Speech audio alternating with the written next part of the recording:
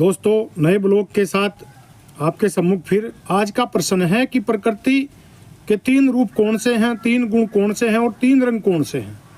तो प्रकृति के 3 रूप हैं, 3 गुण हैं। तो गुण हैं रजोगुण, सतोगुण और तमोगुण। ये 3 तो हो गए गुण। फिर इन्हीं के विपरीत जो 3 रूप हैं, अग्नि का जो रूप है वह सतगुण है, और जो रजगुण है वह जल का रूप है, और जो तमोगुण है वह पृथ्वी का रूप है। तो ये तो 3 रूप हुए। फिर 3 रंग हो गए, लोहित, शुक्ल और कृष्ण।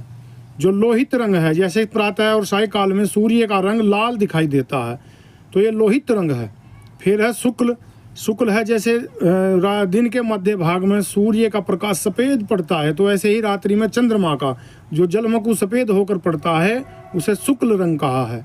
और ऐसे ही फिर ये जो पृथ्वी का जो तमोगुण है, यानी कि जो अंधेरा है, तो अंधेरा होता है रात्रि, यानी कि ये पृथ्वी का जो गुण है इसे कृष्ण पक्ष कहा है, यहाँ कृष्ण रूप कहा है।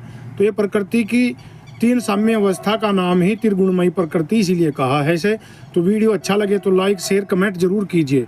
आप सभी मित्रों को ओम।